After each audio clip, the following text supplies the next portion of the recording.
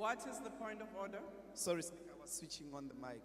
No, I wanted Speaker respectfully to address this honorable member with his rightful title as a matriculant, seeing that there are Order, confusions honorable of member. titles today. Honorable This is a Ndlozi. judge. Honorable Now Ndlozi. you have a matriculant. Honorable Ndlozi. Honorable members. Order.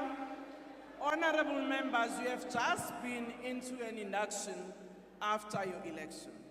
You were advised what are the points of orders, what are the rules, and it's very disappointing that some of you are doing exactly the opposite. Honorable Ndlozi, you know that was not a point of order, and it's actually spurious. Order. Honorable Steenhuisen, can you proceed? Thank you very much, Madam Speaker. I think that the grannies and the pensioners and